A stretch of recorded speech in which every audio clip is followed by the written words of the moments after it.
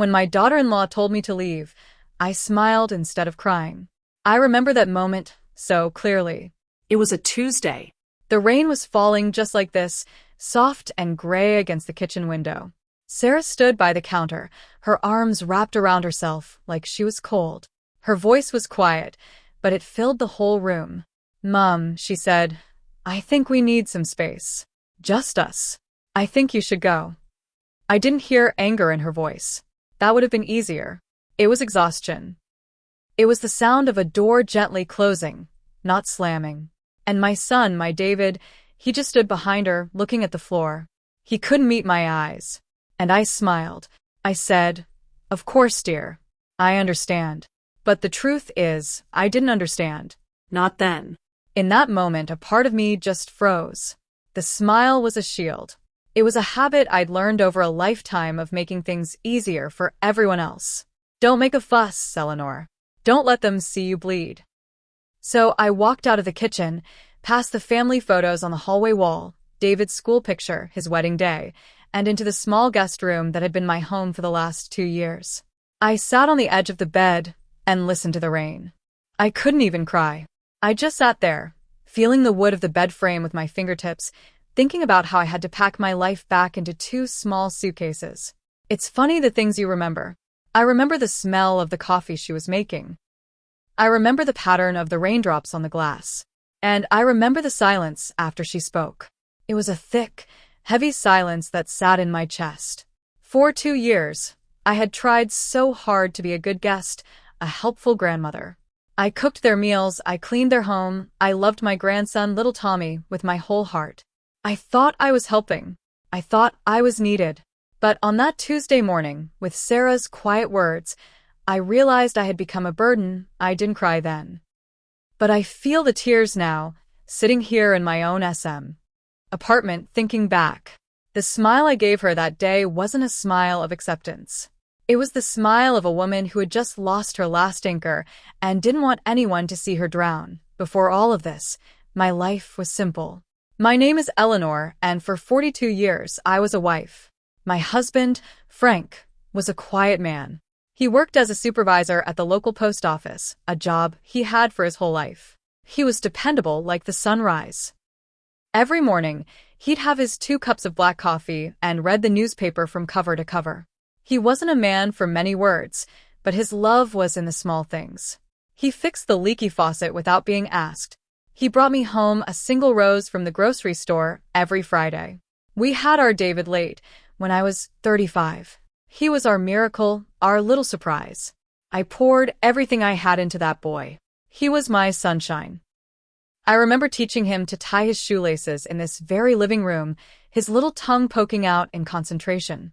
I remember the school plays where he was always the tree, standing so proud and still. Frank would sit in the back, clapping louder than anyone. Our home was a small, 3-bedroom house on Maple Street. It wasn't much, but it was ours. The kitchen was my kingdom. I had the same yellow curtains for 30 years. They got faded and thin, but I couldn't bear to change them. They felt like old friends. I'd stand at the sink, washing dishes, looking out at the big oak tree in the backyard. I'd watch the seasons change on that tree. It was my meditation. When Frank retired, we had plans. We talked about getting a small camper van and driving across the country. We wanted to see the Grand Canyon, the redwood forests. We'd sit at the kitchen table with a big map spread out, circling places with a red pen. That was our dream. Just the 2 of us, finally. But life doesn't always follow the map. IT started with a small cough, then a pain in his side that he tried to ignore. By the time the doctor figured it out, it was everywhere. Pancreatic cancer. It's a mean, fast disease. It took my Frank in 11 weeks. 11 weeks. From a healthy, quiet man reading his newspaper to a shell of him in a hospital bed. I stayed by his side the whole time. I held his hand. I talked to him even when he couldn't talk back. I told him about the oak tree in the backyard, how the leaves were just starting to turn. I told him I loved him over and over, hoping he could still hear me. The last time he opened his eyes, he looked at me, and his voice was just a whisper. "Take care of our boy," he said. "And take care of yourself, Belle." Then he closed his eyes and was gone. Those were his last words. And I promised him I would. The silence after Frank died was the loudest thing I'd ever heard. The house on Maple Street, once filled with the small sounds of our life together, the ticking of the grandfather clock, Frank's footsteps, the kettle whistling, was now a tomb. I'd find myself making 2 cups of tea in the morning, then staring at the second cup as it went cold. I'd set the table for one, but it felt wrong. I'd talk to Frank sometimes, out loud, while I was dusting his side of the dresser. "It's a sunny day today, Frank. You'd like it." The silence would just swallow my words. I was lonely, a deep, bone-aching loneliness that no visit from friends or phone calls could fix. I kept the house spotless because I didn't know what else to do with my hands. I'd bake pies, Frank's favorite apple pie, and then have no one to eat them. I'd give them to the neighbor, Mrs. Henderson, who'd pat my hand and say, "Oh, Eleanor, you poor dear." David was married to Sarah by then. They lived about an hour away in the city. He had a good job in an office, and Sarah was a part-time graphic designer. They were busy, building their own life. They'd come for Sunday lunch once a month, and those visits were the highlight of my world. I'd spend all day Saturday cleaning and cooking. Idema kapod ruast. Frank's secret recipe and a big chocolate cake for little Tommy. Tommy was just a baby then, barely a year old. He had Frank's quiet eyes. Holding him was the only time I felt whole again. The warmth of him, his little baby smell, it would fill the empty spaces in my heart, if only for a few hours. And then Sunday evening would come. They'd pack up the car, waving goodbye, and I'd go back into the silent house. I'd stand in the kitchen, looking at the dirty dishes and the leftover cake, and the loneliness would crash back over me, even stronger than before. It was on one of those Sunday nights, after a particularly quiet visit, that the phone rang. It was David. His voice sounded tired, rushed. "Mom, we need to talk to you about something. It's about Sarah's work, and Tommy, and we were wondering." He stumbled over his words. And then he asked the question that would change everything. "Mom, would you ever consider moving in with us? Just to help out for a while." My heart leapt when David asked. It was like a lifeline had been thrown into my dark, quiet ocean. Help out. Of course, I would help out. I could be useful again. I could be needed. The move happened quickly. We sold the house on Maple Street. It was the hardest thing I've ever done, walking out that front door for the last time, handing the keys to the new young couple. I felt like I was leaving Frank behind. But I told myself I was keeping my promise. I was going to take care of our boy. Their home was lovely. Modern, open plan, all pale gray and white. It was so different from my cozy, cluttered little house. Sarah was very proud of it. She showed me where everything went, which drawer had the utensils, which cupboard held the good plates. "We like to keep things tidy, Mom," she said with a smile. "Everything has its place." At first, it was wonderful. I had a purpose again. I'd get up early with Tommy, letting Sarah and David sleep in on the weekends. I'd make a pot of coffee and sit with him in the breakfast nook, feeding him his mushy cereal. He'd smile at me with his 2 little teeth, and my heart would just melt. I'd take him for walks in the stroller, pointing at the dogs and the birds. I felt like a mother again. I'd try to help wherever I could. I'd fold the laundry while watching Tommy. I'd wash the dishes after dinner. I'd even start chopping vegetables for dinner, hoping to take something off Sarah's plate. I thought I was being helpful. I thought I was earning my keep. But looking back, I see the small signs. The little shifts I didn't want to notice. The first was the kitchen. One afternoon, I decided to make Frank's famous pot roast. It would be a nice surprise for them. I got out all the ingredients, the big pot from the back of the cupboard. I was at the stove, browning the meat, filling the kitchen with the smell of onions and garlic, a smell that meant home to me. Sarah came in from work.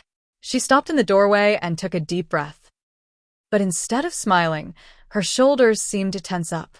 "Oh, Mom, you're cooking," she said. Her voice was flat. "I thought a nice home-cooked meal would be good," I said, stirring the pot. She came over and peered in. "It smells strong." She opened a window, letting in the cool air. We usually keep things a bit lighter. Maybe just some grilled chicken and salad. I felt a little sting. "Of course, dear. This is just a one-time thing. A treat. She nodded, but the smile didn't reach her eyes. She went to her laptop and started working. The kitchen felt different with the window open. The smell of home was being blown away. Then there was the living room. Tommy was learning to walk. He'd pull himself up on the coffee table and take a few wobbly steps. He was so proud of himself. I was on the floor with him, clapping and cheering. He knocked over a sleek, silver vase. It didn't break, but it clattered loudly. Sarah came running in from the next room. She scooped up Tommy and then looked at the vase, then at me. "It's okay, Mommy's here," she cooed to Tommy, but her eyes were on me. "The floor is fine, Mum. You don't have to be on it with him. We have the playpen for a reason." I was just encouraging him, I said, feeling like a child myself. "I know," she said, her voice softening. "But we have our ways. It's just our routine." Routine. That word became a wall between us. Their routine was sacred. My way of doing things, the only way I'd known for 40 years, was slowly being pushed aside as wrong. I'd put David's coffee mug in the wrong cupboard. I'd fold the towels the wrong way. They preferred them folded in thirds, not halves. I'd turn the lights off too early or leave them on too late. I started to walk on eggshells. I'd ask before doing anything, "Sarah, shall I run the dishwasher now?" "David, is it alright if I take Tommy to the park?" I was a guest in my own son's home, asking permission to breathe. David was caught in the middle. I could see it in his tired eyes. He worked long hours. He'd come home, kiss Sarah, play with Tommy for 20 minutes, and then collapse in front of the TV. He was trying to keep everyone happy, and it was wearing him down. One evening, I overheard them talking in the kitchen. I wasn't trying to eavesdrop. I was just in the hallway, putting Tommy's shoes away. "I just feel like I can't relax in my own home, David," Sarah was saying, her voice hushed but strained. "She's always there. She's just trying to help, Sarah. She's lonely, I know. But I come home from work, and she's rearranged the spices. She's moved the coasters. She puts Tommy down for a nap at a different time, and then his whole schedule is off. It's my house. I need to feel like it's mine." David sighed, a long, heavy sigh. "I'll talk to her." "No," Sarah said quickly. "Don't. She'll just get upset." "I'll manage." I stood in the hallway, holding a tiny blue sneaker, my heart pounding. A hot flush of shame washed over me. Rearranging the spices? I was just trying to be helpful. I thought I was being neat. I didn't know I was making her feel like a stranger in her own home. I felt like a failure. I wasn't helping. I was making things worse, that I tried even harder after that night. I became a ghost. I stayed in my room more. I waited for them to ask me to do things. I stopped cooking. I stopped touching anything that wasn't mine. I'd just sit with Tommy, reading him stories in hushed whispers. But the tension didn't go away. It just went underground. It was in the silences at the dinner table. It was in the way Sarah's smile would tighten when I came into the room. It was in the way David started looking at me with a mixture of love and sadness that broke my heart. Tommy was my only solace. He was 2 now, a little boy full of laughter and questions. He didn't see the tension. He just saw his grandma. We'd build towers with his blocks, and he'd knock them down with a joyful shriek. I'd read him Goodnight Moon so many times, I had it memorized. He'd fall asleep on my chest, and I'd just hold him, breathing in his sweet, warm scent. In those moments, I was at peace. But the peace was fragile. The breaking point came on a Saturday afternoon. Sarah's sister, Chloe, was visiting with her new baby. The house was full of people, of laughter and talk. I was in the kitchen, getting glasses for everyone, trying to stay useful but invisible. I was at the counter, pouring lemonade, when little Tommy toddled in. He wanted to show me something, a toy car he'd found. He was so excited. He ran towards me, his little legs going as fast as they could. He tripped on the rug. He didn't fall hard, just stumbled, but his hand reached out and caught the edge of the big glass pitcher of lemonade. It tipped. It didn't break, but a wave of cold, sticky lemonade splashed across the counter, all over me, and all over the floor. There was a gasp from the living room. Tommy's face crumpled, and he started to cry. I bent down immediately to pick him up, to comfort him. It's okay, sweetie, it's okay, Grandma's got you. It was just an accident. But Sarah was there in a flash. She didn't yell. She didn't scream. She just pulled Tommy from my arms so abruptly that I stumbled back, almost falling myself. She held him tight, her back to me, and said in a low, shaking voice, Just leave it, Mum. The way she said it, leave it. Not just the mess. Leave everything. Leave him alone. I stood there, my hands wet and sticky, lemonade dripping from my apron onto the floor. The room was silent. Chloe was staring at the floor. David was just standing there, frozen. I looked at my hands. Old hands, with veins and age spots. Hands that had washed 1,000 dishes, changed 1,000 diapers, held my own child through the night. And now they were being told they were not wanted. They were a danger. I went to my room. I sat on the edge of the bed, just like I would on that Tuesday to come. I didn't hear the rest of the visit. I just sat there, in my damp dress, staring at the wall. The shame was a physical pain in my chest. I was the grandmother who couldn't even pour lemonade without causing a disaster. That evening, after Chloe left and Tommy was in bed, the argument started. It was muffled by the walls, but I could hear the sharp edges of their voices. David's low rumble, Sarah's higher, more frantic tone. I heard my name several times. I couldn't bear it. I opened my door. They were in the kitchen, the scene of the crime. Sarah was crying. David looked like he hadn't slept in a year. I'm sorry, I said from the hallway. They both turned to look at me. I'm so sorry. It was an accident. David started towards me. Mom, it's fine, don't worry. But Sarah stayed where she was. She wiped her eyes with the back of her hand. She took a deep, shaky breath. And she looked at me, not with anger, but with that deep, profound exhaustion. Mom, she said, her voice quiet and raw. It's not just the lemonade. It's everything.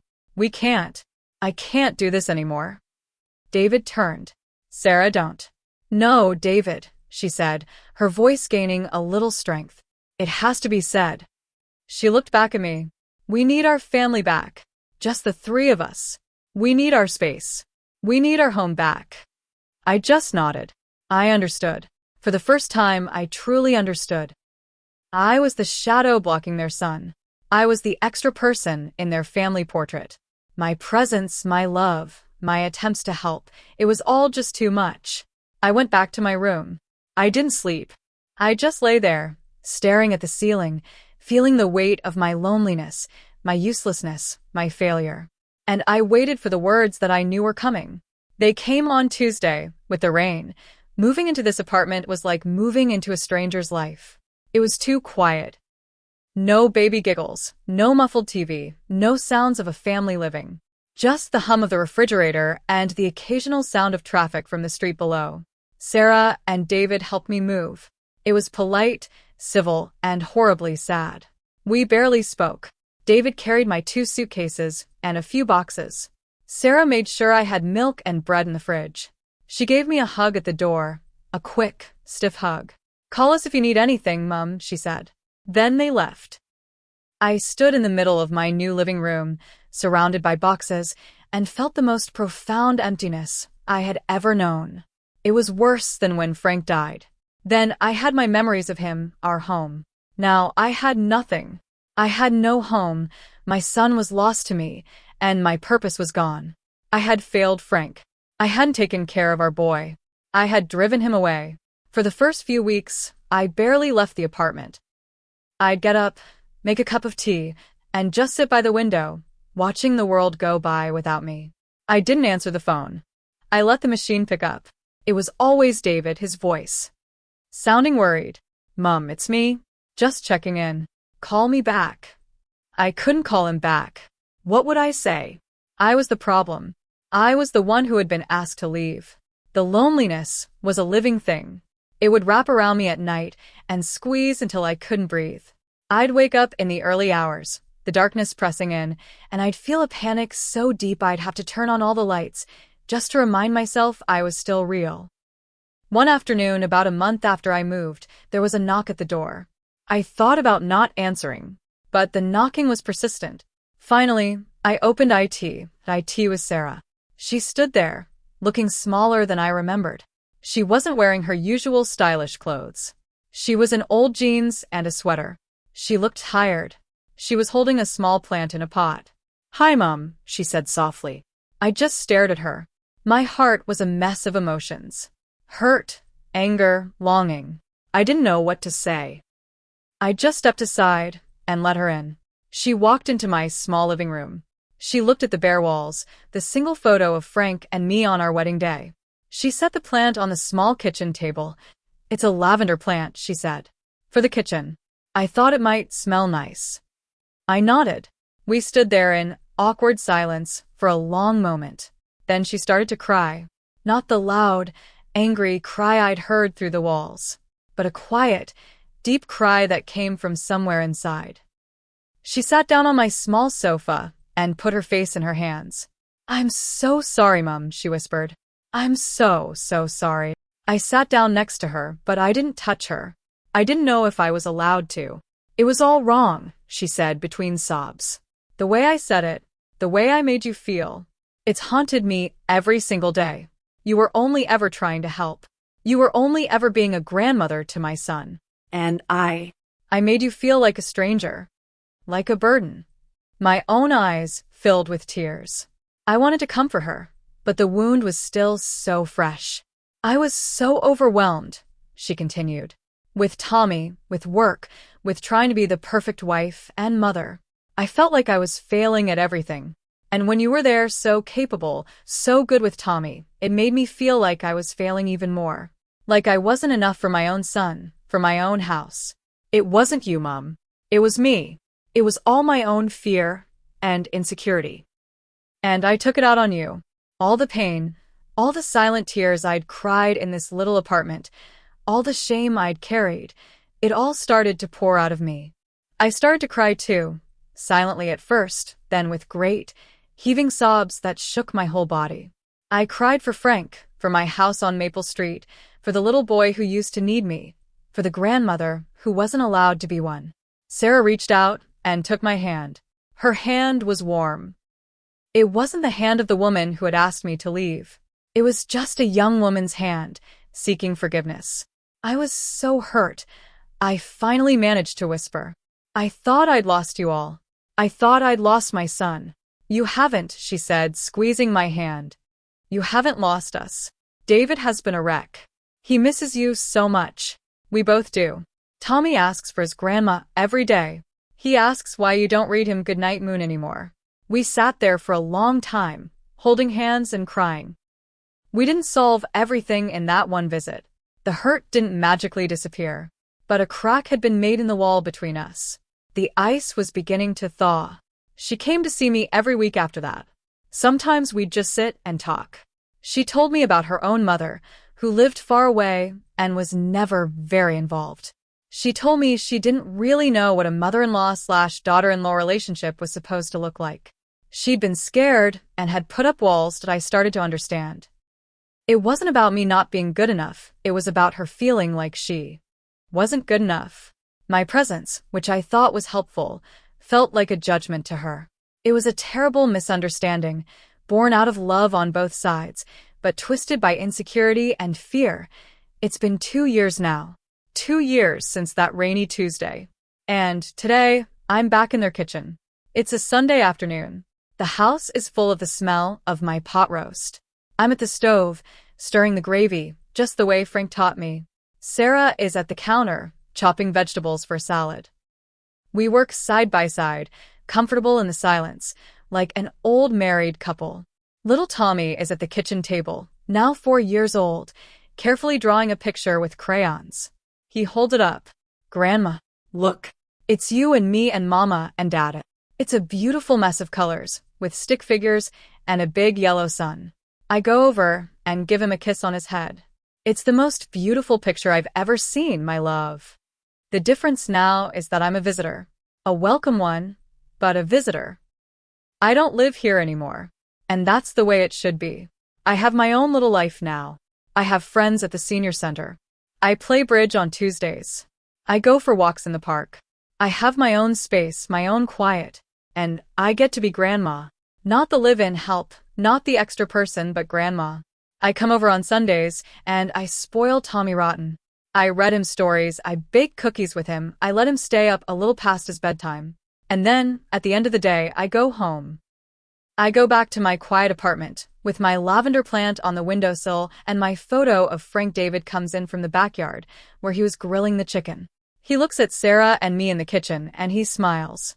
It's a real smile, full of relief and happiness. He comes over and puts an arm around my shoulders. "Smells good, Mum," he says. Did I lean into him for just a second? "Your father's recipe," I say. Sarah comes over and tastes the gravy from the spoon. "It's perfect, Mom," she says. And she means it. We sit down to eat at the big kitchen table. The whole family.